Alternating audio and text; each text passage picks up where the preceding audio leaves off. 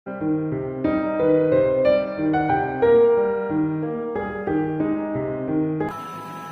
नमो भगवते वासुदेवाय। बोले श्री सच्चिदानंद भगवान की, श्री बांके बिहारी लाल की, बोले श्री युगल जोड़ी सरकार की, राजा रामचंद्र भगवान की, उमापति महादेव की, वीर पवन सुत हनुमान जी महाराज की, श्री सत्य सनातन धर्म की, तुलसी महारानी की, श्री गंगे यमुना गोदावरी की, श्री कार्तिक महात्मा स्वामी श्री सूत जी महाराज की, स्वामी श्री वेदव्यास भगवान की, बोले भाई संतन अपने शब्दों भगवान के, अपने माता पिता के चरण कमलों की। जय जय श्री राधे, जय जय श्री राधे, जय जय श्री राधे।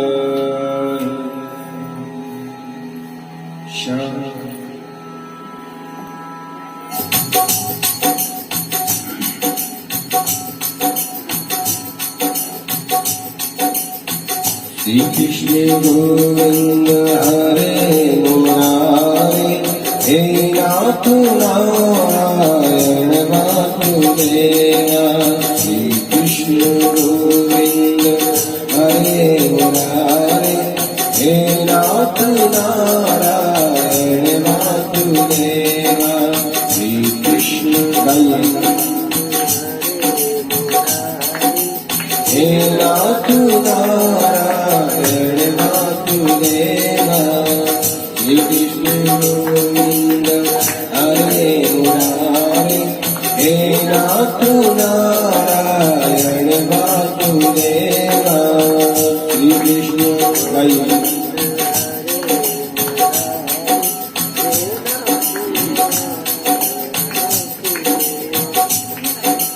हे नाथ नारायण वासुदेवा, हे नाथ नारायण वासुदेवा, हे नाथ नारायण वासुदेवा, हे नाथ नारायण वासुदेवा।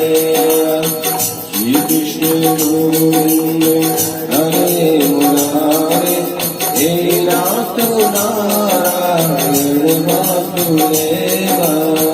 श्री कृष्ण गोविंद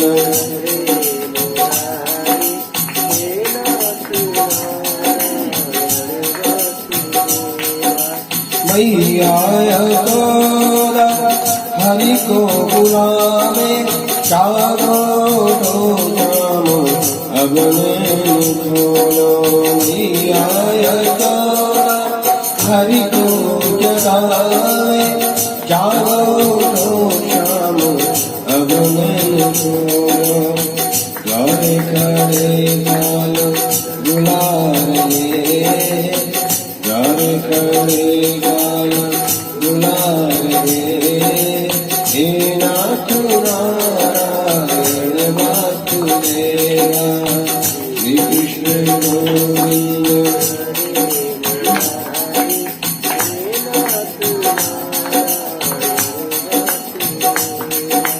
श्री कृष्ण गोविंद हरे मुरारे, हे नाथ नारायण वासुदेवा। श्री कृष्ण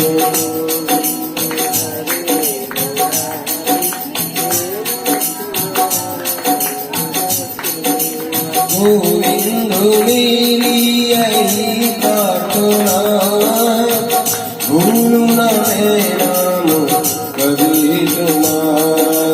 गोविंद मेरी यही प्रार्थना है, भूलू न मैं नाम कभी तुम्हारा। निष्काम होकर दिन रात जाऊं, निष्काम होकर दिन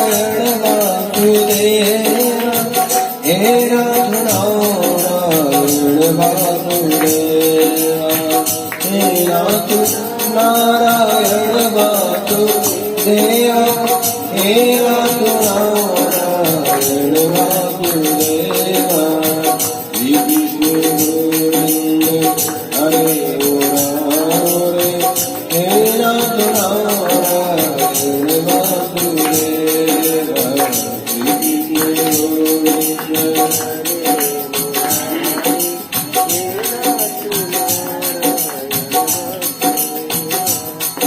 देहांत काले तुम सामने हो मुरली बजात मन को लुभावे देहांत काले काले तुम सामने मुरली बजाते मन को लुभावे यही गीत गाते में अनुनाद गाऊं यही गीत गाते हे नाथ नारायण वासुदेवा श्री कृष्ण गोविंद हरे मुरारे हे नाथ नारायण वासुदेवा श्री कृष्ण गोविंद हरे मुरारे हे नाथ नारायण वासुदेवा हे नाथ नारायण वासुदेवा हे नाथ नारायण वासुदेवा श्री कृष्ण गोविंद हरे मुरारे हे नाथ नारायण वासुदेवा श्री कृष्ण गोविंद हरे मुरारे हे नाथ नारायण वासुदेवा श्री कृष्ण गोविंद हरे मुरारे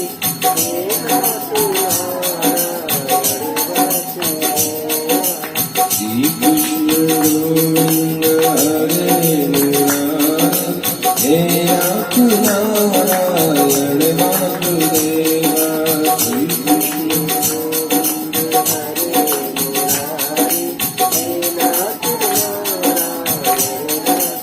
श्री कृष्ण गोविंद हरे मुरारे हे नाथ नारायण वासुदेवा श्री कृष्ण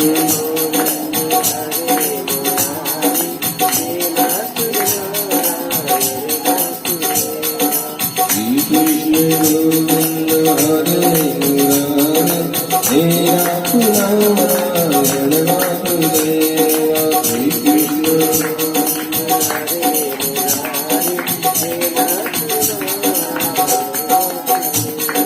श्री कृष्ण गोविंद हरे मुरारे हे नाथ नारायण वासुदेवा श्री कृष्ण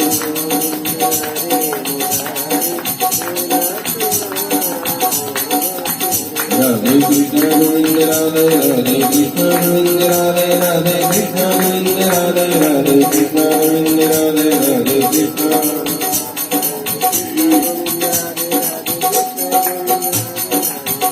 राधे कृष्ण गोविंद राधे राधे कृष्ण गोविंद राधे राधे कृष्ण गोविंद राधे राधे कृष्ण गोविंद राधे राधे कृष्ण गोविंद राधे राधे कृष्ण गोविंद कृष्ण गोविंद राधे राधे कृष्ण गोविंद जय जय श्री राधे जय जय श्री राधे जय जय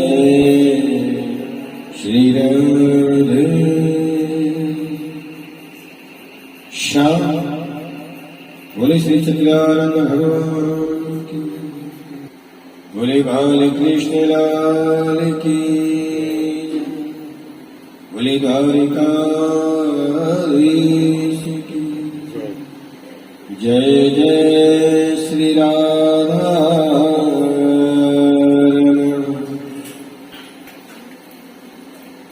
जय जय नवल किशोर जय गोपी चित चोर प्रभु जय जय माखन चोर। बोले श्री माखन चोर भगवान की जय। परम मंगल में परात्पर अखिलेश्वर अकारण करुणावरणालय भक्त वंशा कल्पतरु तड़ित विनिंदित पीतम्बर धारी श्री वांके बिहारी लाल की वांगमयी प्रतिमूर्ति पद्म पुराण से संकलित श्री कार्तिक माता की कथा। उपस्थित मेरे समस्त भगवत चरणानुरागी भक्तवृंद,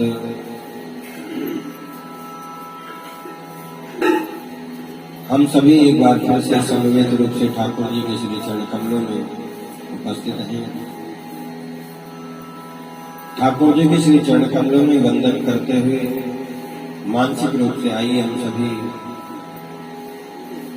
नैमिष सारण क्षेत्र में अवगाहन करेंगे, जहां विराजमान स्वामी श्री शुद्ध जी महाराज स्वर्ण आदि 88,000 संत जनों को कथा अमृत रस का पान करा रहे हैं।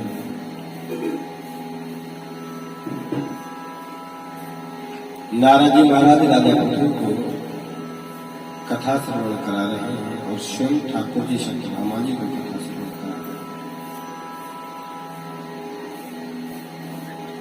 उपस्थित सभी भक्तवृंद, मातृशक्ति बंधुजन,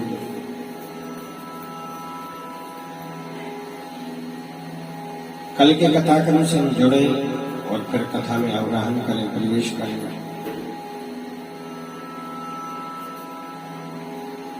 कल के कथा प्रसंग में बड़े भाव के साथ हम जालंधर के युद्ध की कथा को भगवान शिव के साथ श्रवण कर रहे थे।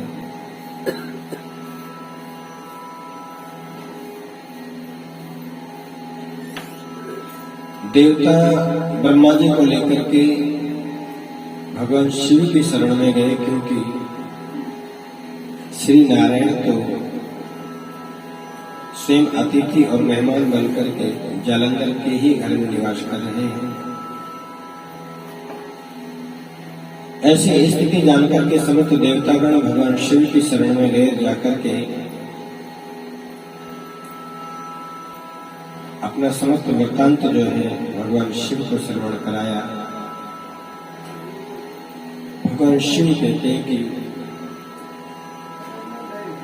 भगवान श्री नारायण से बात करके,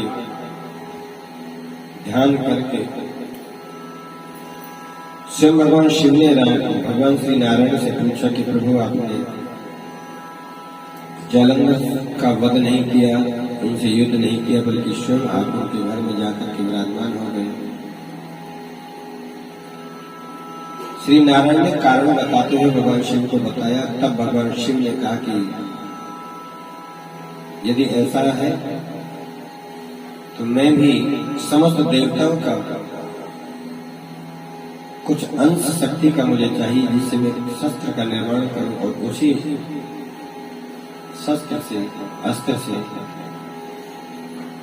जालंधर का वध संभव है। तो कल की कथा में हम श्रवण कर रहे थे, समस्त देवताओं ने मिलकर के भगवान शिव को अपना अपना अंश शक्ति का प्रदान किया।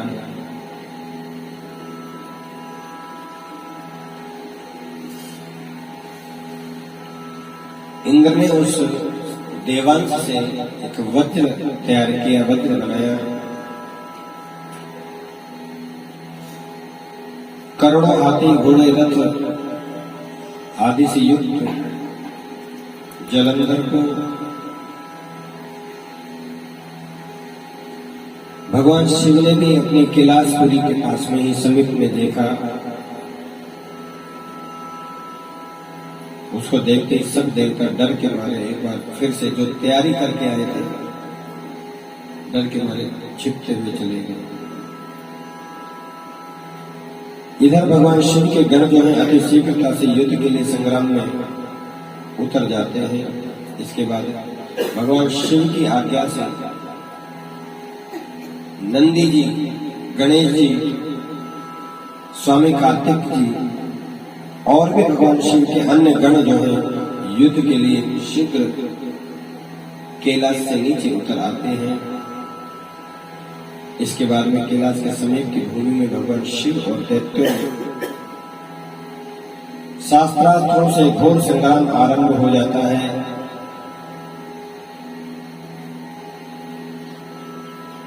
ऐसा महासंग्राम आरंभ हुआ, लिखा है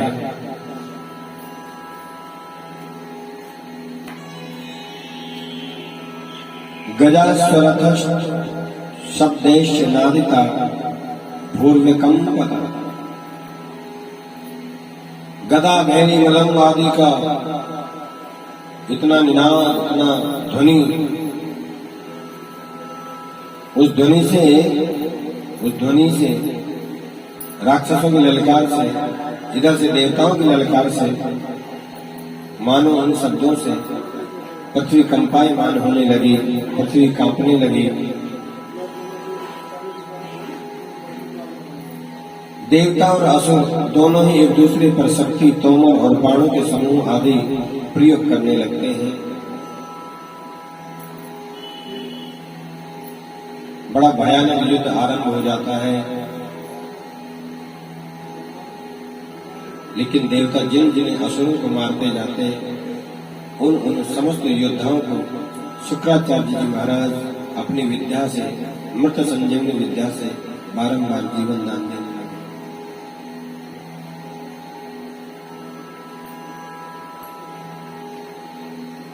जब शुक्राचार्य इस प्रकार कर रहे थे, जिन देवता जिन राक्षसों को मारते, उन्हीं देवता को, उन्हीं राक्षसों को, उन्हीं असुरों को शुक्राचार्य महाराज जीवित कर देते, तो समस्त भगवान शिव के गणों ने जाकर के शिव को बताया कि प्रभु, हम जितने भी असुरों को संहार कर रहे हैं, उन समस्त असुरों को शुक्राचार्य जी महाराज जो है जीवित कर देते।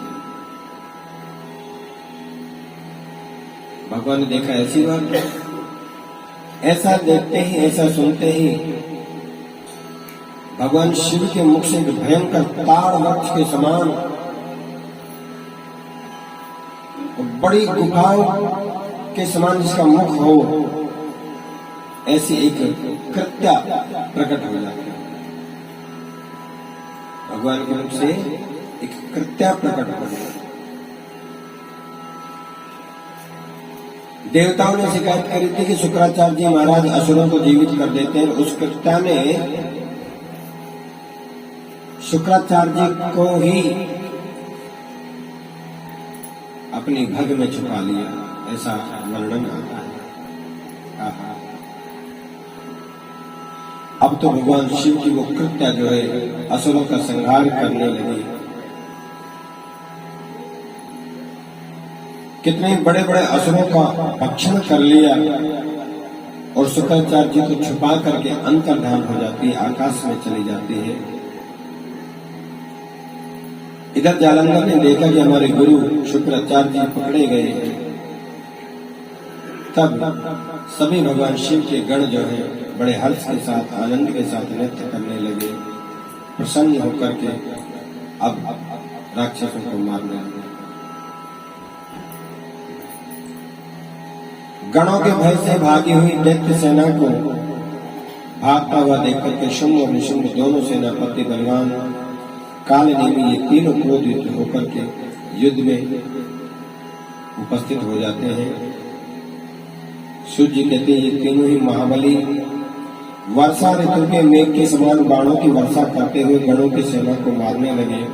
इसके बाद में दैत्यों के सर समूह छिन्न भिन्न होने लगते हैं, बिखरने लग जाते हैं और सैकड़ों बाणों से बिंदे रुधिर की धारा को छोड़ते हुए गण वसंत ऋतु में ढाक के वृक्ष के समान लाल रंग के सिवाय कुछ जैसे प्रतीत नहीं हो रहा हो, ऐसे उनके शरीर से रुधिर जो है निकलने लगा।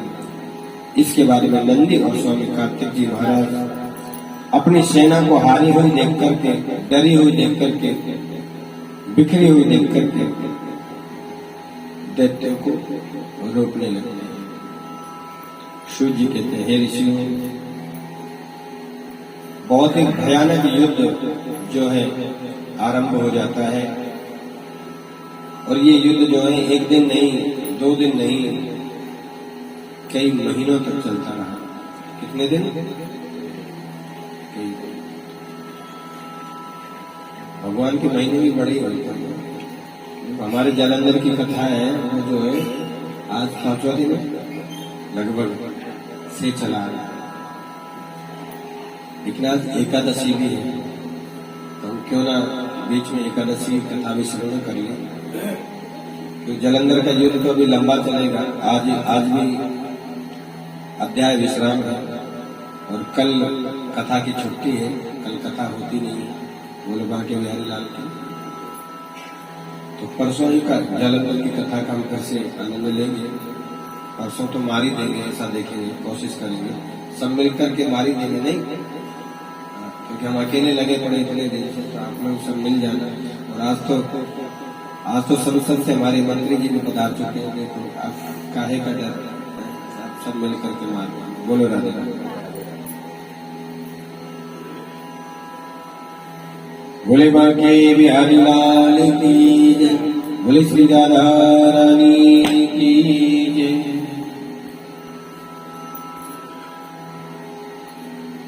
कार्तिक मास के कृष्ण पक्ष की रमा आज एकादशी है। जैसा कि आप सभी जानते ही हैं एकादशी का मतलब क्या है, महत्व क्या है। एकादशी में दोनों चीजें होती हैं, जिसको हम उपवास भी कहते हैं और व्रत भी कहते हैं, लेकिन दोनों ही चीजें अलग अलग है।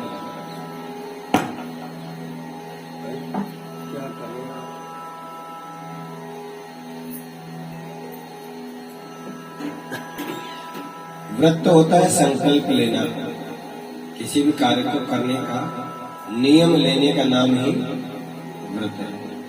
किसी नियम को आरंभ करने का प्रथम दिन ही व्रत है। अब वो व्रत कितने दिन चलेगा? जितने दिन का आपने नियम लिया है। व्रत का मतलब संकल्प, व्रत का मतलब प्रतिज्ञा, व्रत का मतलब किसी भी बुराई का त्याग करना या किसी अच्छे कार्य का व्रत लेने का नाम है व्रत है। ये तो बात हो गई व्रत की। अब एकादशी वाले व्रत वाले दिन एक चीज और हमसे हो जाती है, जिसका नाम है उपवास। उपवास से अर्थ क्या है? उप धन आ धन शन शन शन, जैसे आपने देखा होगा। एक तो होता है महाद्वीप और एक होता है उप महाद्वीप। एक बड़ा एक छोटा।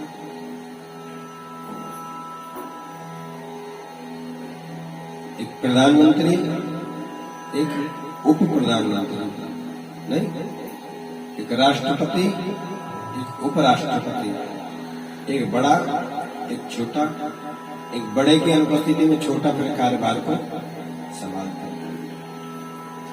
भगवान के साथ भी भक्त का ऐसा ही संबंध है। उप वा,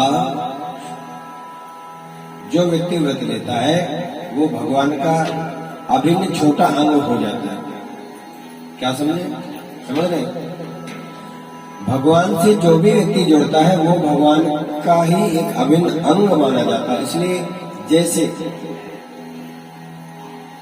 दीपक, दिया, दिया का महत्व तो बिना बाती के नहीं है, नहीं है ना? बोलो है क्या? दीपक अगर खाली है तो उसमें दीपक, उसमें जोत नहीं लगाई, घी नहीं लगाया तो दीपक रखा है, कोई मतलब। भगवान का भक्त अभिन्न अंग क्यों है? कि भगवान का महत्व, भगवान की महिमा, भगवान की लीला ये भगवान के लिए थोड़ी है, वो अपने लिए थोड़ी है। उनकी ये सब लीला, उनकी ये सब कृपा, उनकी महिमा, उनका गुणगान, उनका नाम, ये सब किसके लिए? हम सब भक्तों के लिए। अब भगवान है तो ही भक्त है, भक्त है तो ही भगवान है। यदि भक्ति नहीं होती तो भगवान को जानता था, और भगवान नहीं होते तो भक्त जो है किसको भगवान मानते? आदि आदि भगवान कहते हैं कि भाई भक्त मेरा अभिन्न अंग है। तुलसीदास जी ने तो रामायण में बड़ा सुंदर वर्णन कर दिया। ईश्वर अंश, जीव अविनाशी, चेतन अनल, सहज सुख राशि। हम तो हालांकि भक्तों की बात कर रहे हैं। भक्तों में, ठाकुर जी के भक्तों में तो पशु भी हैं। ठाकुर जी के भक्तों में तो पशु भी है। हाथी को भी देखो भगवान का भक्त बताया। गजग्राह की कथा सुनाई। ग्राह भी भगवान का भक्त हुआ कि नहीं? हालांकि ये गज और ग्राह पूर्व जन्म में ये भी भगवान के भक्ति थे, जिनका नाम था जय और विजय। और अगली बारी पशु होकर कहते तो ये भी भगवान के भक्त। तो ईश्वर अंश, जीव अविनाशी। जीव अविनाशी कहा गया है, ईश्वर अविनाशी नहीं कहा। ईश्वर तो है ही अविनाशी। ये बड़े आनंद की बात है। ईश्वर तो वो है जिसका कभी विनाश ना हो, जो निराकार है, जो त्रिकाला बाधित सत्य है, जो पहले भी था अभी भी है, जब सब कुछ नष्ट होगा तब भी वो रहता है। वो अविनाशी है, अनामी है, निराकार है, एक है, और एक होकर के भी अनेक है। लेकिन तुलसीदास जी ने लिखा है कि ईश्वर अंश, जीव अविनाशी। अविनाश का मतलब सभी जानते हैं। विनाश में उपसर्ग लगा दिया, आ उपसर्ग लग गया। आ उपसर्ग लगने का मतलब है विनाश को अलग कर दो और आ को अलग कर दो। आ लगते ही वो विनाश जो है अविनाश में बदल गया, जिसका कभी नाश नहीं हो सकता। नाश का मतलब होता है नष्ट हो जाना, मृत्यु को प्राप्त होना, खत्म हो जाना। उपसर्ग लगते अविनाश, अभी जो है उपसर्ग लग गया। अब वो नाश नहीं है, अब उसका नाश नहीं हो सकता, अब वो अविनाशी हो गया। तो जीव भी अविनाशी है, इसका मतलब। तो तुलसीदास जी की माने तो जीव अविनाशी इसलिए है क्योंकि भगवान ने लिखा है एम ब्रह्म जीवोष्मी। भगवान कहते हैं कि मैं ब्रह्म हूं, और जो भी चराचर हमको दिखाई दे रहा है वो मेरा ही अंश है। अब भगवान का ही यदि वो अंश है, तो भगवान जब अविनाशी है तो फिर भगवान का अंश विनाशी कैसे हो सकता है? बात समझ रहे कि नहीं? जब भगवान अविनाशी है तो भगवान का ही अंश स्वरूप जीव जो है वो विनाश को कैसे प्राप्त होगा? नहीं हो सकता। कल हम चर्चा करते सोने की डले की, सोने की ईंट की।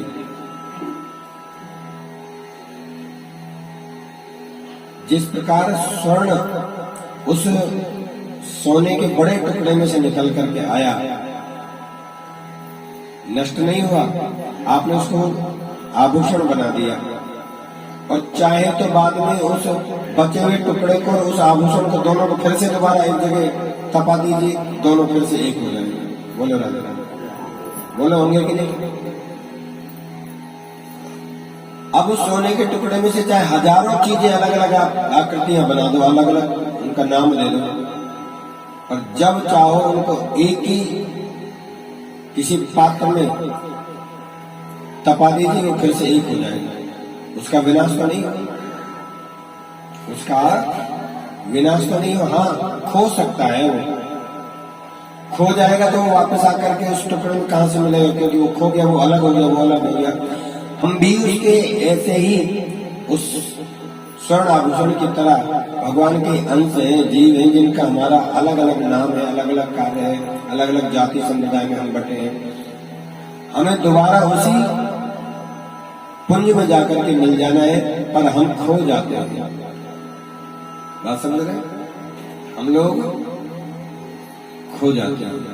किस भीड़ में? किस भीड़ में खो रहे हैं? दुनिया की भीड़ में खो गए। जहां से हम आए थे वापस हमें वहीं जाना है, ये कन्फर्म है। जाना चाहिए, प्रयास करना चाहिए, क्योंकि हम उसके अंत हैं। ईश्वर अंत, जीव अविनाशी। हम भी अविनाशी हैं, वो भी अविनाशी है। हमें कहाँ जाना है? बोले वापस उसी में जाना है, पर हम दुनिया की भीड़ में खो जाते हैं। भीड़ कौन सी?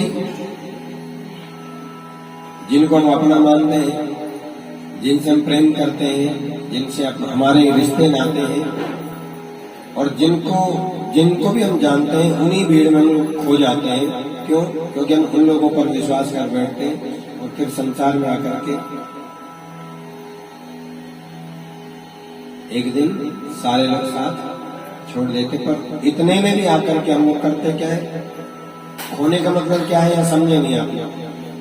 वास्तविक खोने वाली बात तो अभी शेष है।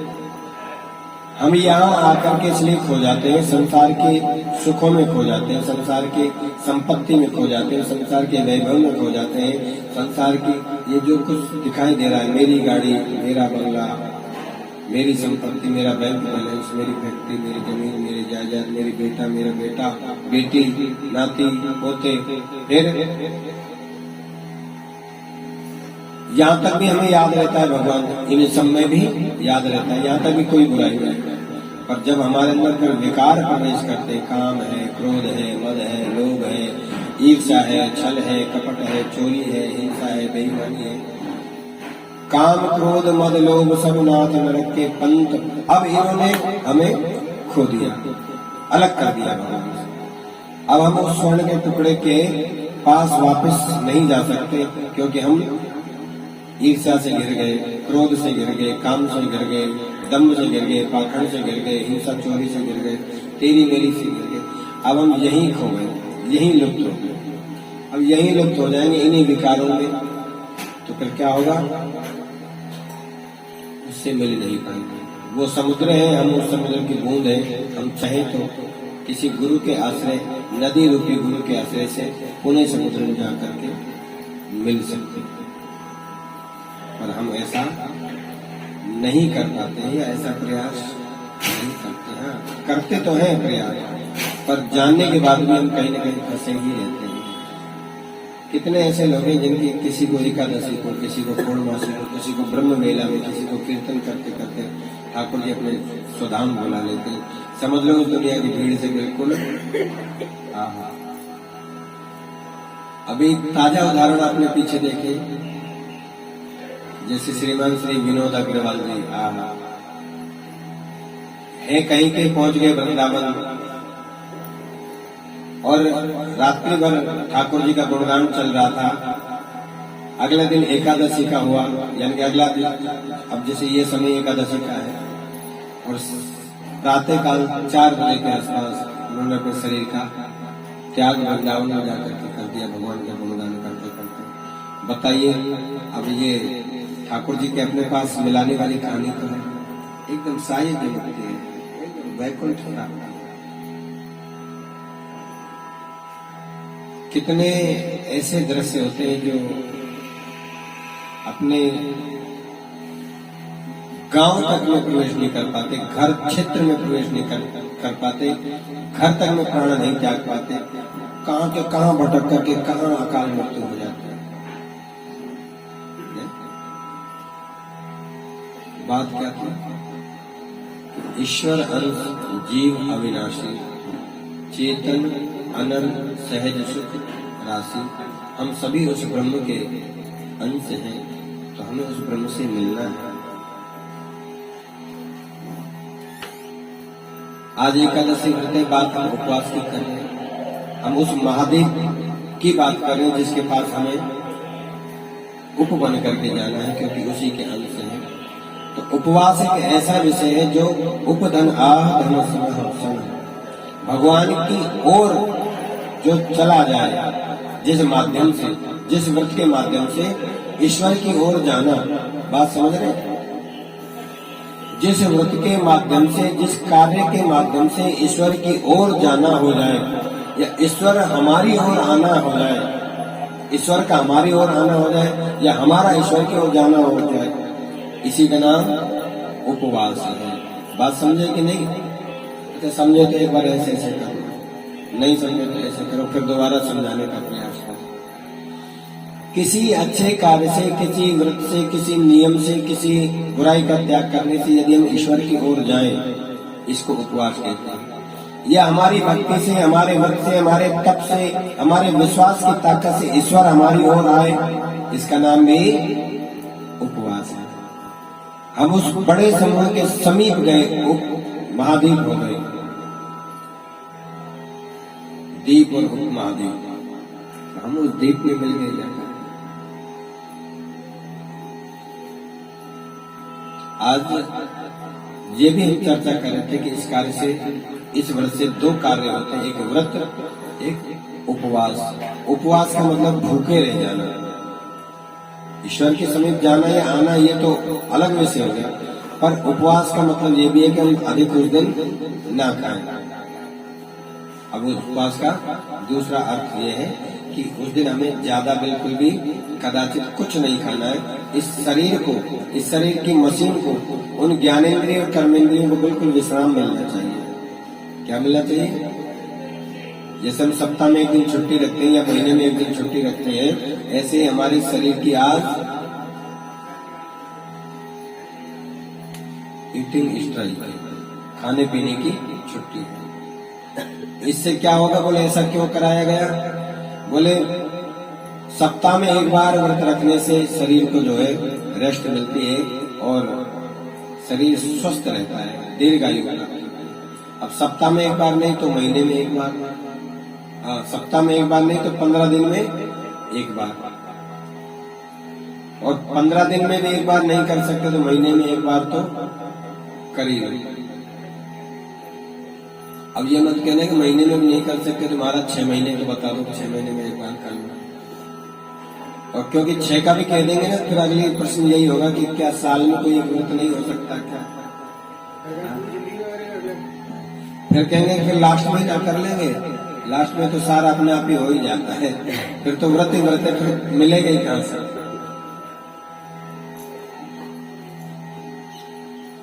उपवास रखने से इस शरीर को विश्राम मिलता है, शरीर की मशीन को विश्राम मिलता है। एक दिन उपवास रहने से जो है शरीर जो है निरोगी रहता है, निरोगी, इससे दीर्घायु प्राप्त होता है।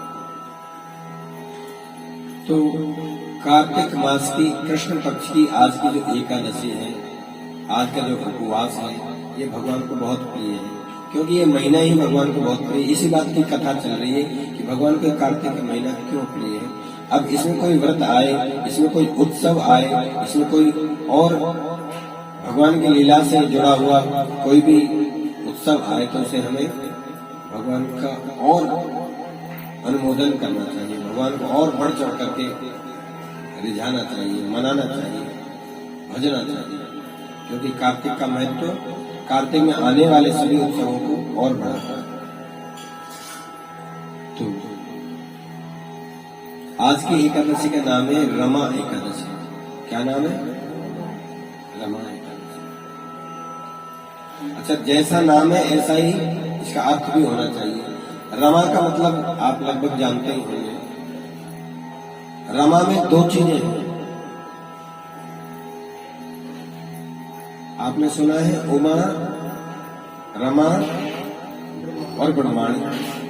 उमा कौन है?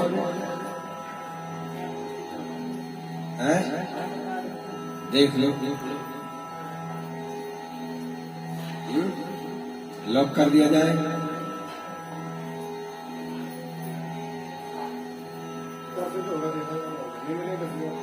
नहीं मिलेगा।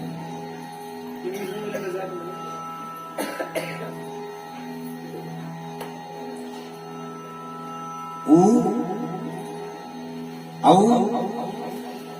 म आ, उमा।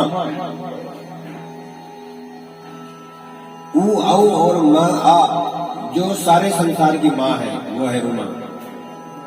बात समझे? विच्छेद करते हैं तो इनका अर्थ निकल कर क्या आता है? उ औ म ओ आ। ये व्याकरण का विषय था, आप व्याकरण के चक्कर में मत पढ़ा करो, बोले सीधे ही बताओ। हाँ तो सुनो, उमा मतलब जो सारे संसार की माँ है, जिसको हम प्रकृति कहते हैं।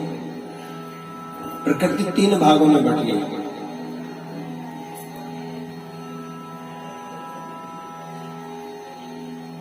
लक्ष्मी, सरस्वती और महाकाली।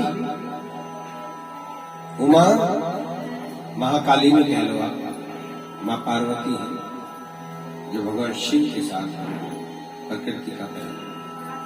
रमा लक्ष्मी मैया जो भगवान विष्णु से संबंध रखती है। और ब्रह्माणी तो ब्रह्माणी नाम परिचित है आप, ब्रह्मा जी मतलब ब्रह्माणी, ये ब्रह्मा जी के साथ है। तो आह्लादनी जो शक्ति है वो उमा रमा ब्रह्माणी है। भगवान की जो प्रकृति शक्ति है वो उमा रमा ब्रह्माणी है। और पुरुष जो है वो 3 भागों में विभाजित है। कल बता रहे थे, ब्रह्मा विष्णु महेश, रज तम और सत्य। बात समझ रहे हैं ना? कंजूसी से ऐसे क्यों करते? थोड़ा अच्छे से ही कर दिया करो, समझ रहे हैं? उमा रमा ब्रह्माणी ये प्रकृति की 3 शक्तियां, और ब्रह्मा विष्णु महेश ये पुरुष शक्ति। सृष्टि इन 2 से ही बनती है, प्रकृति और पुरुष का समागम ही सृष्टि का सृजन, पालन और संहार है।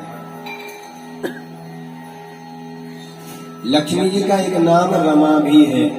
क्या नाम है? रमा। और आज की एकादशी क्या है? रमा एकादशी। यानी कि आज की एकादशी करने से रमा की कृपा हो जाती है, लक्ष्मी की कृपा हो जाती है।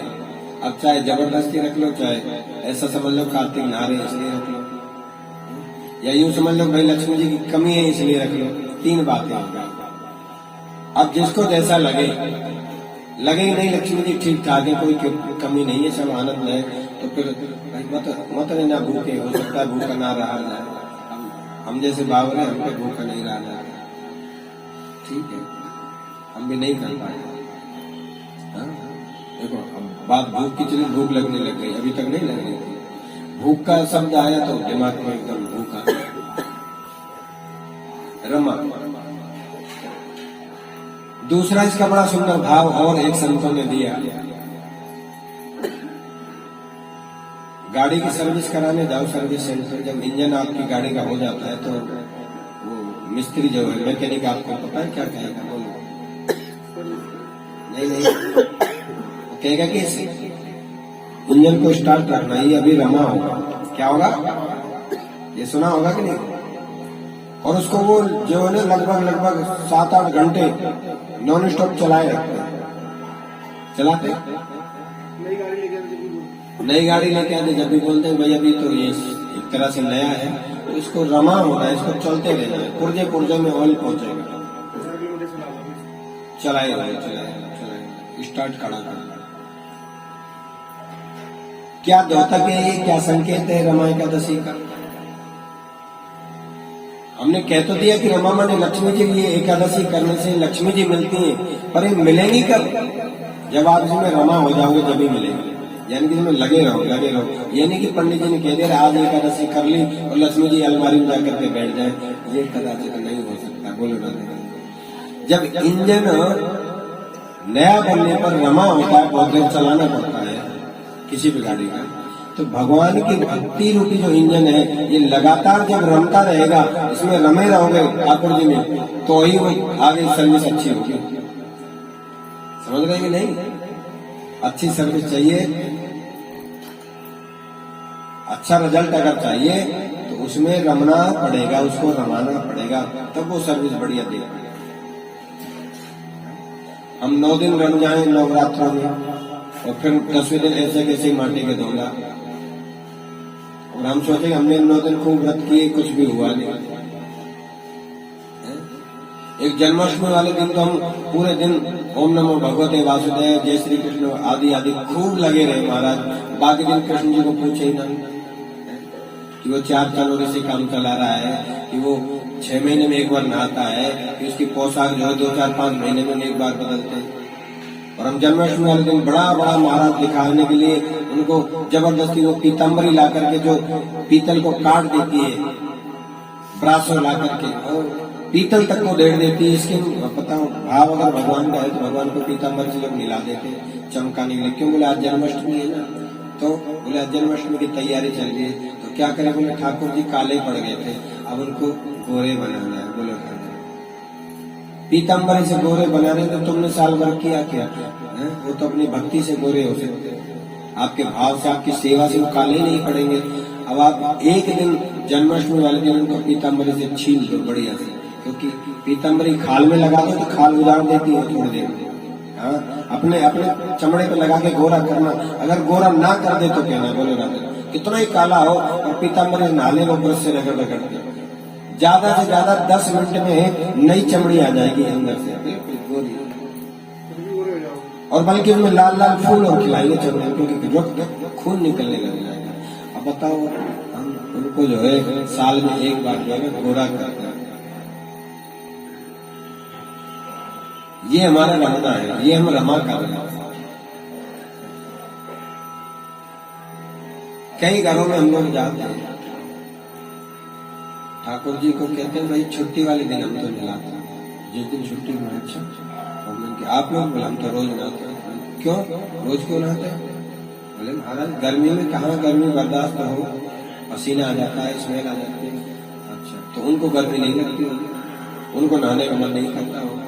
कहने का एक भाव है, हम एक दिन तो रम जाते हैं, बाकी दिन हमारे एक जैसे हो जाते हैं। तो बताओ एक दिन की सर्विस से क्या होगा? बताओ तो मोबाइल को एक ही दिन चार्ज कर लो और 10-20 साल तक वो चलता रहे, ऐसा सोचो। रोज चार्ज ही क्यों करें? गाड़ी की एक ही बार सर्विस करा लो, हर महीने या 2 महीने में सर्विस कराने की जरूरत क्या है? वो चलती क्यों नहीं? जन्माष्टमी वाले दिन नहला लो, बाकी दिन कोई सेवा की जरूरत नहीं है, तो फिर जन्माष्टमी में मिलता क्यों नहीं कुछ भी? इसीलिए नहीं। बताओ कितना अच्छा बताया, एक दिन रम गए बाकी दिन थम गए। एक दिन रम गए बाकी दिन थम गए, थम्स अप हो गए, थम्स अप। अब ठाकुर जी नीचे, हम अपने ऊपर, हम थम के ठाकुर जी से ऊपर हो गए। ठाकुर जी वहीं पड़े रहे मंदिर में बेचारे, काले कलुटे बिना वस्त्रों के। कैसा रमना हुआ, अजीब सा थमना हुआ। तुम्हें इस बात का कोई गम ना हुआ, तुम्हारी आंखें क्यों नम ना हुआ?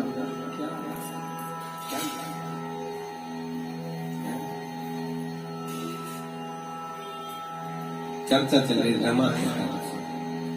निरंतर रमे रहोगे, लगे रहोगे। विद्यार्थी पढ़ना छोड़ दे तो रिजल्ट अच्छा ले आए, हो ही नहीं सकता।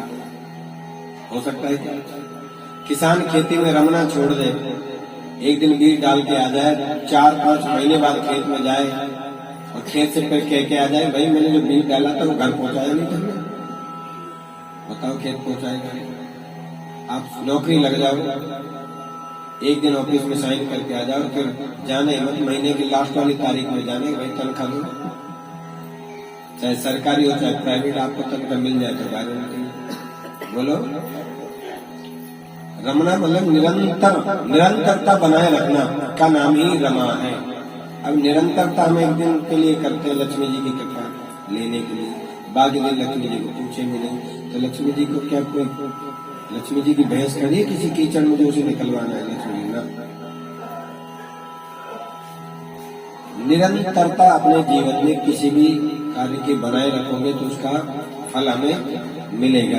आइए ऐसा ही भाव एक कल्याणकारी दृष्टांत सुनाया राजा मुचकुंद के माध्यम से कथा सुना।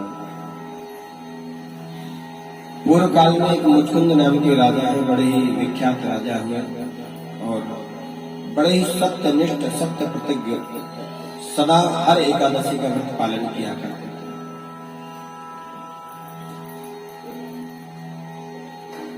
निरंतर एकादशी का व्रत करते। इनके यहाँ एक सुंदर कन्या है जिसका नाम है चंद्रभागा लिखा है। समय के अनुसार चंद्रभागा का जो है विवाह एक शोभन नाम के राजकुमार से संपन्न हुआ। आते रहे जाते रहे, एक बार देव योग से ऐसा योग आया जिसमें शोभन जो है अपने ससुराल गया चंद्रभागा के साथ, और अगले ही दिन एकादशी पड़ गई। अब राजा का नियम था कि हर एकादशी को करते, और नियम इतना सुंदर था, राजा होने के नाते सारी प्रजा से व्रत कराते। आज चंद्रभागा जो है शोभन की पत्नी अपने स्वामी से बोले कि हे स्वामी, मेरे पिता के यहाँ आज एकादशी है, तो हम सब एकादशी करते हैं, सारी प्रजा भी एकादशी करती है, यहाँ तक कि आज के दिन तो यहाँ के पशु पक्षी तक भी व्रत करते हैं, ऐसा प्रतीत होता है मानो। और आज आप हमारे यहाँ हो, इसलिए आपको व्रत तो करना पड़ेगा। अब शोभन बोले कि देखो भाई, मैं व्रत जो है नहीं कर सकता। क्यों? बोले हमारे पेट की जो जठर अग्नि है ना, वो बड़ी तेज है, उसको कुछ न कुछ स्वाहा चाहिए, कुछ प्रसाद चाहिए, हम भूखे नहीं रह सकते। चंद्रभागा बोली तुम सुनो, अगर आप व्रत नहीं करोगे, उपवास नहीं करोगे, तो आपकी बड़ी निंदा होगी। भाई राजा को पता चलेगा, रानियों को पता चलेगा, किसी न किसी मंत्री दास दासी को पता चलेगा, फिर कहीं न कहीं वो बात लीक हो जाएगी, पेपर भी तो लीक हो जाते हैं, ये तो साधारण बात। प्रजा को पता चलेगा, सारी प्रजा कहेगी देखो राजा कितना सत्यनिष्ठ और कर्तव्यनिष्ठ है, एकादशी व्रत करते, और दामाद ऐसा देखा जिसने कोई व्रत नहीं किया यहाँ होकर के, तो लोग आपकी निंदा करेंगे, आप निंदा के पात्र हो जाओगे, इसलिए व्रत करो। चंद्रभागा ने जब ऐसा कहा तो शोभन ने कहा भाई बात तो आपकी बिल्कुल ठीक है, मेरी निंदा होगी, इसमें आपका भी अपमान है, आपके पिता का भी अपमान है, पर मैं क्या करूं, उससे व्रत तो होता नहीं, लेकिन करना तो। बोले नहीं ठीक है, तुम्हारी बात मान करके आप जो होगा देखा जाएगा, व्रत कर ले, उपवास कर ले। आज शोभन ने भी जो है रमा एकादशी का उपवास कर लिया। अब आपने एक कहावत सुनी होगी, और बहुत ही ज्यादा सुनी है, बल्कि प्रचलित है,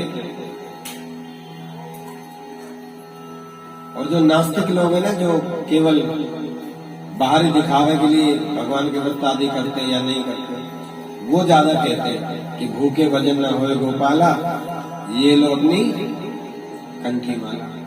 ये वो लोग जो ज्यादा कहते हैं, जो खाली दिखावा ज्यादा रहते हैं। देखो किसी कारणवश भूख बर्दाश्त ना हो वो तो चलेगा, पर आप करना ही ना चाहो, आप भूखा रहना ही नहीं चाहते, आप रह करके देखना ही नहीं चाहते, प्रयास ही नहीं करते, और फिर आप कहावत कह दें कि नहीं नहीं भगवान कब कहते हैं कि भूखे रहो, भगवान ने तो कहा ही नहीं भूखे रहो, भूखे भजन ना हो गोपाला, ये लो अपनी कंठी माला। ये तो हमें पल्ला झाड़ वाले बात करते हैं, ये तो आप पल्ला झाड़ रहे हो, भाव की बात दिखा करके, प्रेम की बात दिखा करके, ना तो खाक भाव है आपका, ना प्रेम है, फिर भी आप कह रहे हैं कि भूखे भजन ना हो गोपाला। करके तो देखो, प्रयास तो करो।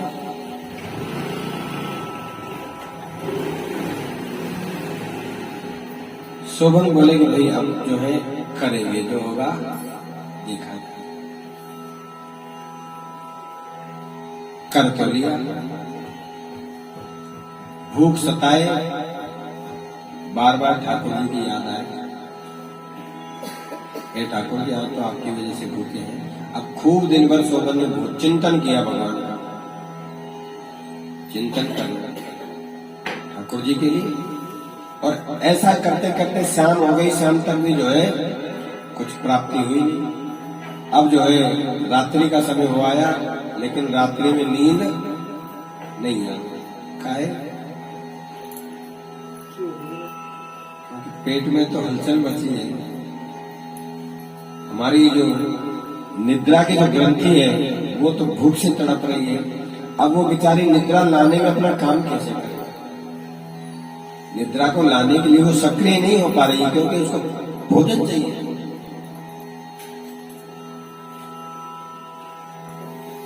अब इसी भूखी भूख में शोभन से जो है रात्रि भर जागरण हो जाता है। किया नहीं जागरण, पर उपवास रखने के कारण हमसे जागरण भी हो गया। चिंतन पूरे दिन चला, पूरी रात चला, और किसी से जबरदस्ती व्रत रखवा दो ना तो दो चार तो मैंने ऐसा को देखा है कि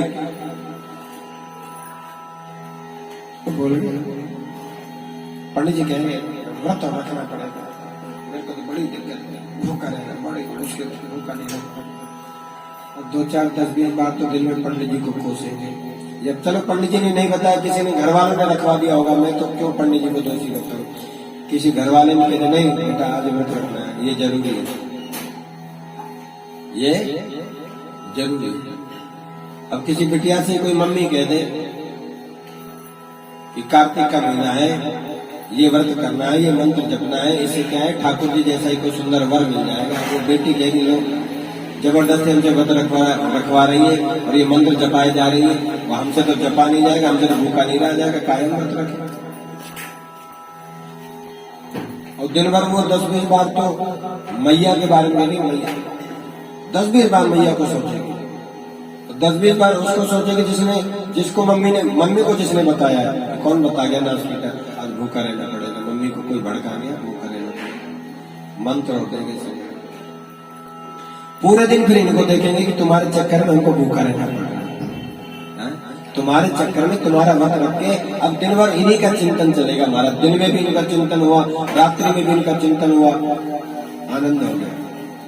शोभन का दिन भर चिंतन चल रहा है, दिन भर अपनी पत्नी का चिंतन चल रहा है कि तुम्हारे कारण मुझे भूखा रहना पड़ा, और किसके लिए? बोले इनके लिए। अब रात्रि में जागरण हो गया, लेकिन प्रातः काल सूर्य निकलने से पहले पहले शोभन का पांच भौतिक शरीर से प्राण निकल करके भाग गया, बोल रहा भूख के मारे। भूख बर्दाश्त नहीं हुई और शोभन ने अपने शरीर का त्याग कर दिया।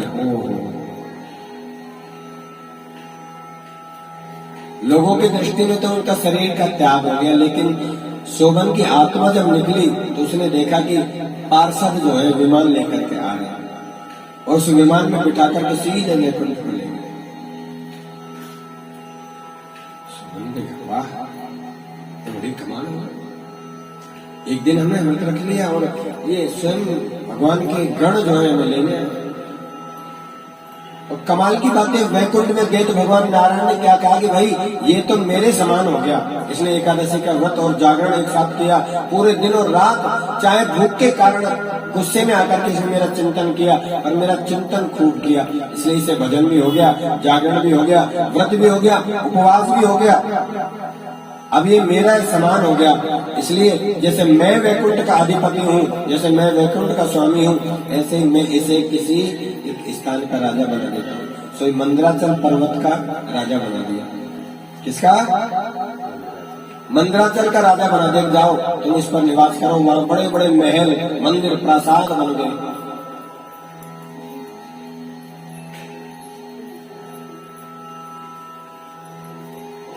इधर बन गए, इधर बन गए, अच्छा इधर बन रहे हैं। तो कहाँ थे? राजा बना दिया। भगवान कहते हैं तो मेरे समान हो गया, तो ये वैकुंठ का मैं अधिकारी हूं, तो इसको भी एक राज्य मिलना चाहिए। सो भगवान ने इसको मंदराचल का राजा बना दिया। इधर राजा ने जो है बड़े राज के नियम के अनुसार, राजोचित व्यवस्था के अनुसार उसका संस्कार आदि संपन्न कराया।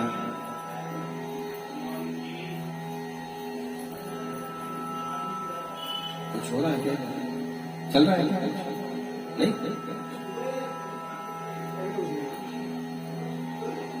हाँ लगेगा पता जब होगी कथा, वही वाली काम कर दिया आपने कि अभी तो कुछ नहीं होगा, जब बताएगा। तो कहाँ थे? राजा बना दिया। समय निकलता गया, समय निकलता गया, कुछ दिन निकले होंगे। राजा के जो पुरोहित ब्राह्मण पंडित जी महाराज, एक दिन वो तीर्थ यात्राएं करने गए और तीर्थ यात्रा में भ्रमण करते करते एक दिन वो मंदराचल पर ही पहुंच गए। ब्राह्मण को देख करके वही शोभन ने देखा, अरे ये तो मेरे ससुर जी के पुरोहित है, पंडित जी। देख करके बड़ी प्रसन्नता हुई। इधर उस पंडित जी ने उस राजकुमार को देखा, राजा के दामाद को देखा, बोला आप यहाँ कैसे, ये सब कैसे हुआ, आप सिंहासन पर। शोभन ने सारी बात बताई कि भाई जो मैंने एकादशी का व्रत किया था, जो चिंतन किया था, जागरण किया था, उसके अनुसार मेरे शरीर का जब 5 भौतिक शरीर जब मेरा पूर्ण हुआ तो मुझे वैकुंठ में ले जाया गया। वहां श्री नारायण ने मुझे मंदराचल का राजा बना। अब बड़े आनंद के साथ में तैयार है। अच्छा, शोभन ने कहा देखो आप आए हैं और अब आप जाओगे वापस, तो मेरी पत्नी से मेरा कुशल क्षेम जरूर कहना और मेरे ससुर जी से भी कहना, सारी प्रजा को बताना कि ऐसे ऐसे दामाद जी तो बड़े आनंद में। अच्छा, तो आतिथ्य सत्कार स्वीकार करने के बाद जो है शोभन पंडित जी जो है वापिस आए और आकर उसने सारा वृत्तांत जो है ससुर जी को, शोभन के ससुर जी को बता दिया, राजा को बताया, उस पुत्री को भी बताया। पुत्री बड़ी प्रसन्न हुई।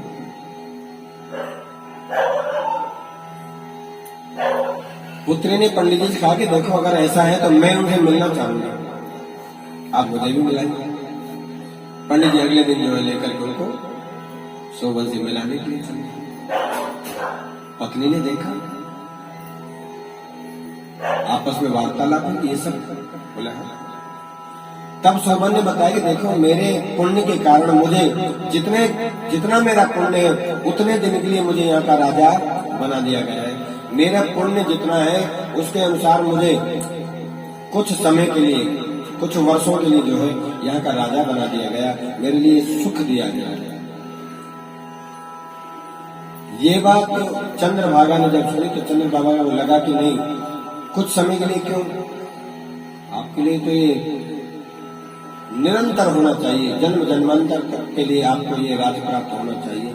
इसलिए क्या करें, सोई चंद्रभागा ने हाथ में जल लिया, संकल्प किया, ठाकुर जी से बात करी कि हे प्रभु, यदि सच्चे मन से मैंने 8 वर्ष की आयु से मैंने व्रत आरंभ किया है, 8 वर्ष की आयु से ही मैं तेरा व्रत करती आ रही हूँ, तो अगर मैंने सच्चे मन से व्रत किया है तो मेरे व्रत का जो पुण्य एकत्रित हुआ है, इन्होंने तो एक ही व्रत किया है और एक ही व्रत में आपने कई वर्षों तक के लिए इनको राजपाट दे दिया, और मैंने यदि इतने वर्षों से लगातार व्रत किया है तो मेरे व्रत का पुण्य कितना एकत्रित हो गया होगा। इसलिए मेरे सारे व्रतों का पुण्य मैं शोभन को प्रदान करती हूँ, आप इसे जो चिरकाल तक के लिए इस राज्य का स्वामी बना।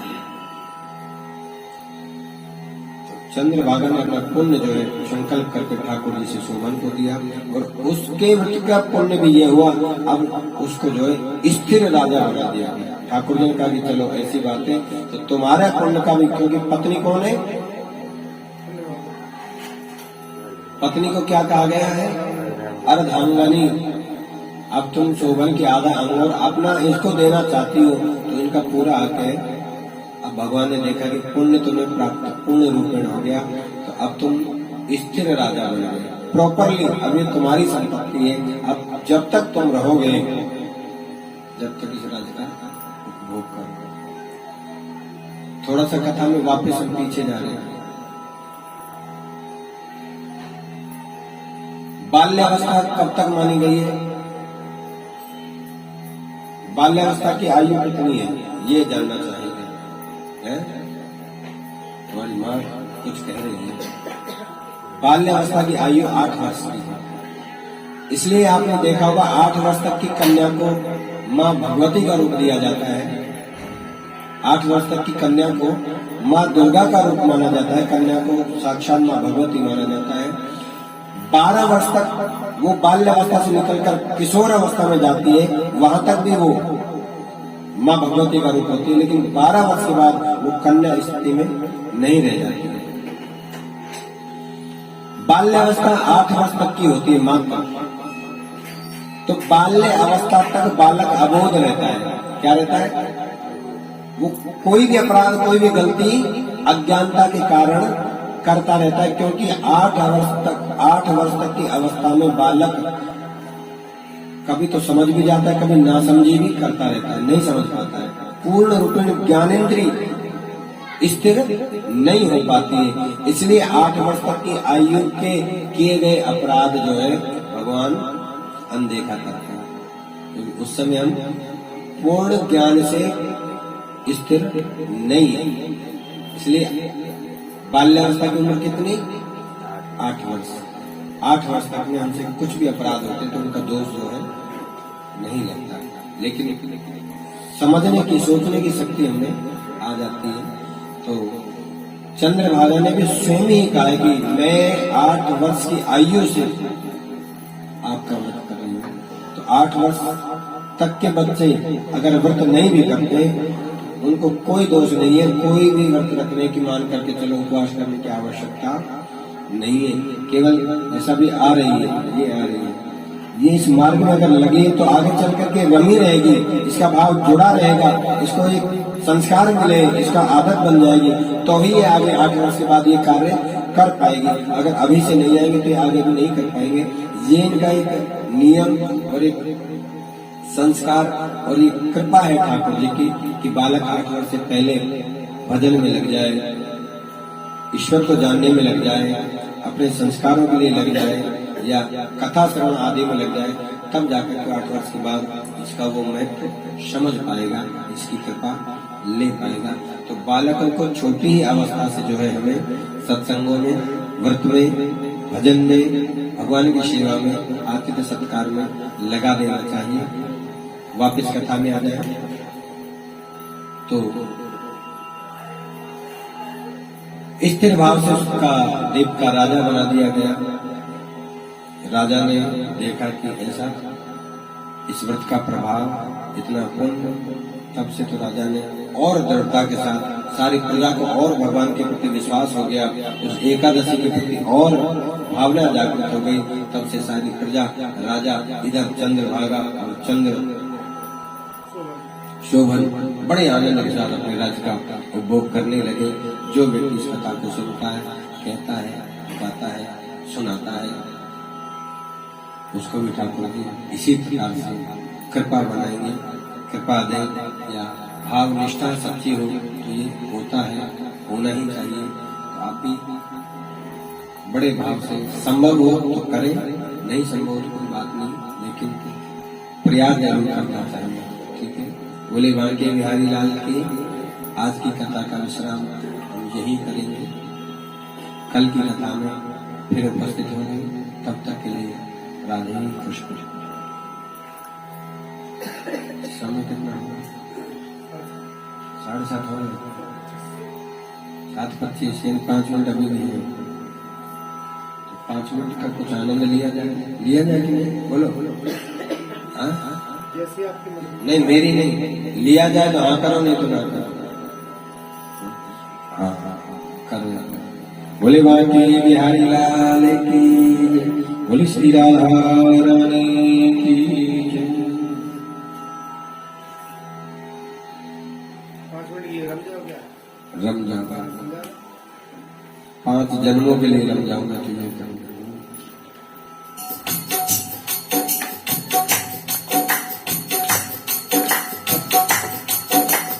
ओ सांवरे कन्हैया दिलदार बन के आजा, ओ सांवरे कन्हैया, ओ सांवरे कन्हैया दिलदार बन के आजा, ओ सांवरे कन्हैया दिलदार। उलझने है किससे उलझे वो तार बन के आजा, उलझने है किससे उलझे वो तार बन के आजा। ओ सांवरे, ओ सांवरे, हे सांवरे कन्हैया दिलदार बन के आजा, ओ सांवरे कन्हैया दिलदार। उलझन है किससे सुलझे वो तार बन के आजा, उलझन है किससे सुलझे वह तार बन के आजा, वो सांवरे कन्हैया दिलदार बन के आजा, वो सांवरे कन्हैया दिलदार। पल पल तुझे पुकारे दुनिया कहे दीवाना, पल पल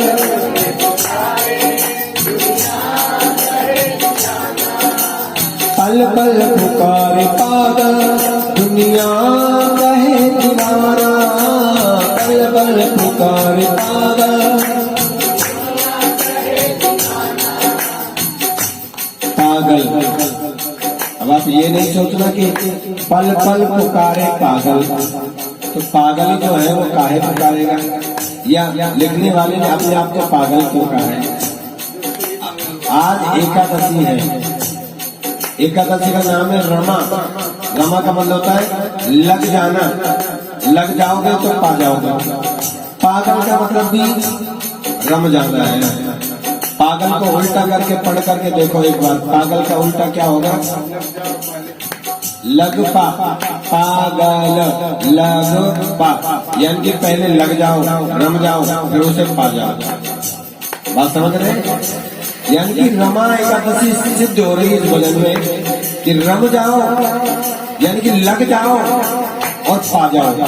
पहले लग फिर पा, लग पा पागल। पल पल पुकार पागल दुनिया कहे दीवाना, पल पल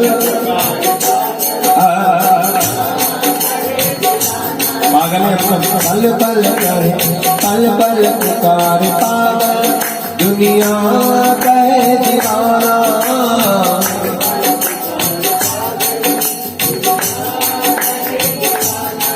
और कितने तो सुन करके कह रहे होंगे कि सच में पागल है। बोलो राधे राधे।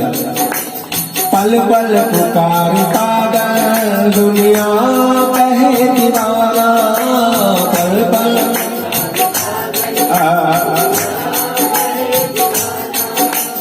रातों को नींद खोजूं वह प्यार बन के आजा, वो सांवरे कन्हैया दिलदार बन के आजा, वो सांवरे कन्हैया। भाई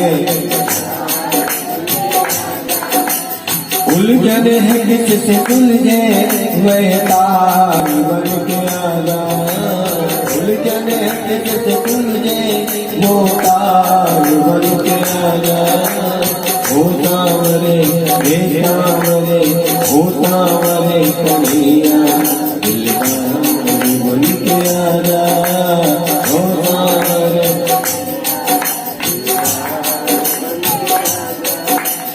दुनिया के भोले आंसू क्यों आंखों में छिपा है, दुनिया के भोले आंसू, दुनिया के भोले आंसू क्यों आंखों में छुपा है, दुनिया के भोले आंसू क्यों आंखों में छुपा है। प्रीतम के चरण छूले, प्रियतम के चरण छूले,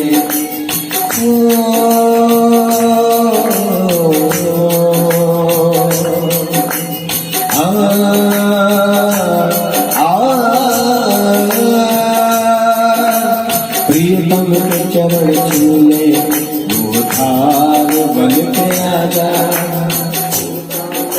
इतना सुंदर भाव है इन शब्दों का।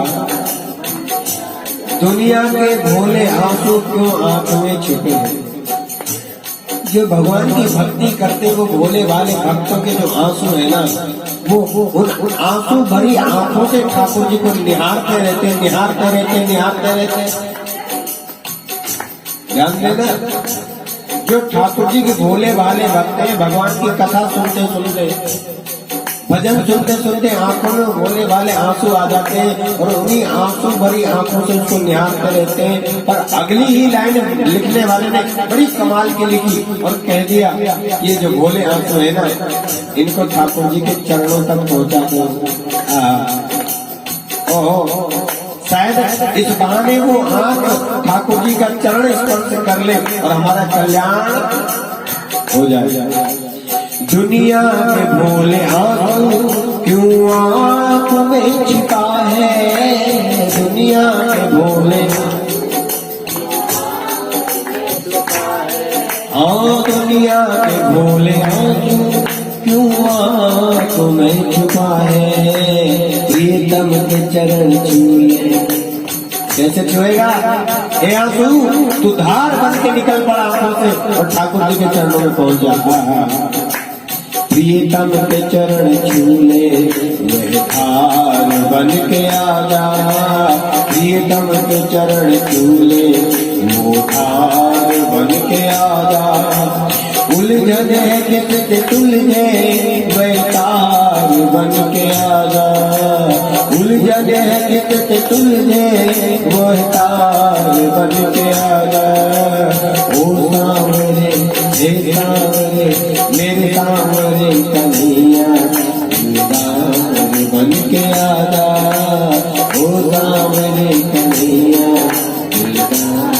बन के आ जा, ओ सांवरे कन्हैया। तेरी रूप की छटा ने घायल किया था मधुवन, तेरी रूप की छटा ने। जब मधुवन में मेरे कन्हैया मुरली बजाते थे ना, जब मधुवन में कन्हैया रास रचाते थे ना, वो मधुवन वो निधिवन उसमें रहने वाले वो जीव पक्षी पशु गलबैया ठाकुर जी ने डाल डाल करके आलिंगन किया करते थे। आज भी वहां के वृक्ष जो है ना बड़ा सुंदर भाव है। तेरी रूप की छटा ने घायल किया था मधुवन, वो मधुवन के वृक्ष भी ठाकुर जी के दीवाने हो गए और वो भी आपस में गलबैया डाल डाल करके भगवान के साथ नृत्य किया करते। मधुवन में रहने वाले मोर, पपीहा, भंवरा, कोयल ये कहते मैं ब्रज का मोर बनूं, मैं मधुवन का मोर बनूं और गाऊं राधे राधे, मैं गाऊं राधे राधे, मैं गाऊं श्यामा श्यामा, मैं ब्रज का मोर बनूं और गाऊं राधे राधे। कोयल बनाओ तो बनाओ मधुवन की, मैं कुहू कुहू श्याम जाऊं। मोर बनाओ तो बनाओ मधुवन का, मैं नाच नाच श्याम जाऊं। वानर बनाओ तो बनाओ मधुवन की, मैं कूद फांद श्याम को ले जाऊं। गैया बनाओ तो बनाओ मधुवन की, मैं नित दूध की धार गोविंद को चढ़ाऊं। मानुष बनाओ तो बनाओ मधुवन का, मैं नित नित दर्शन पाऊं। सारा मधुवन सारा ब्रज दीवाना हो गया। तेरी रूप की छटा ने घायल किया था मधुवन, तेरी रूप की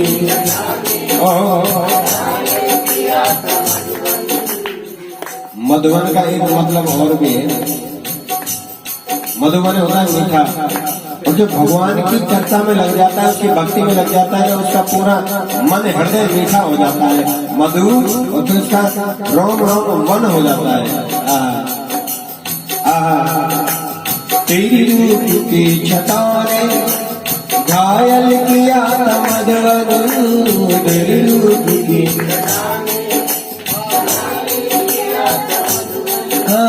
तेरी रूप की छटा ने घायल किया था मधुवन।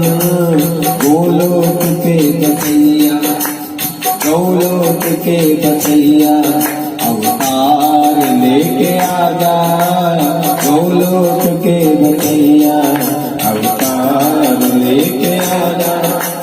उलझन है किससे तुलझे वो तार बन के आजा, उलझन है किससे तुलझे वो तार बन के आजा। ओ सांवरे हे सांवरे मेरे प्यारे सांवरे, हे सांवरे कन्हैया दिलदार बन के, ओ सांवरे कन्हैया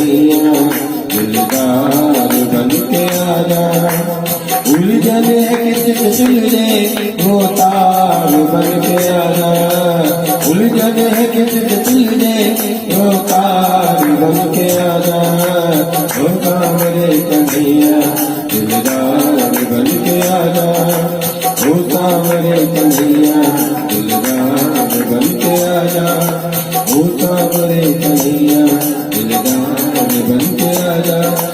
जय जय श्री राधे, जय जय श्री राधे,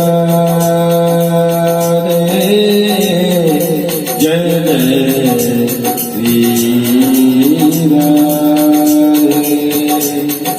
राम राम एक राम राम दो, राम राम तीन, राम राम चार, राम राम पाँच, राम राम छः, राम राम सात,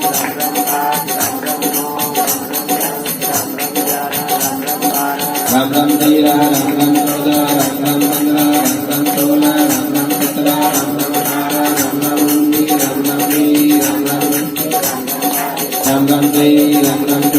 राम 23, राम राम 24, राम राम 25, राम राम 26, राम राम 27, राम राम 28, राम राम 29, राम राम 30, राम राम 31, राम राम 32, राम राम 33, राम राम 34, राम राम 35, राम राम 36, राम राम 37, राम राम 38, राम राम 39, राम राम 40,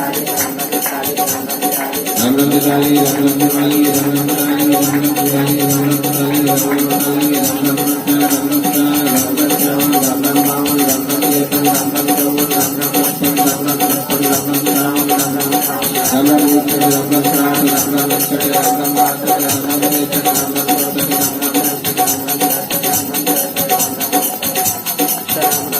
राम राम वेद, राम राम अस्त्र, राम राम वेद, राम राम अस्त्र, राम राम चित्र, राम राम वेद, राम राम चित्र, राम राम चित्र, राम राम राति, राम राम राति, राम राम राति, राम राम राति, राम राम राति, राम राम राति, राम राम राति, राम राम राति, राम राम राति, राम राम राति, राम राम राति, राम राम कांडे, राम राम कांडे, राम राम कांडे, राम राम कांडे, राम राम कांडे, राम राम कांडे, राम राम कांडे, राम राम कांडे, राम राम एक, राम राम दो, राम राम तीन, राम राम चार, राम राम पाँच, राम राम छः, राम राम सात, राम राम आठ, हो गया पाँच। बोले राजा रामचंद्र भगवान की, श्री सच्चिदानंद भगवान की जय। जय जय श्री राम।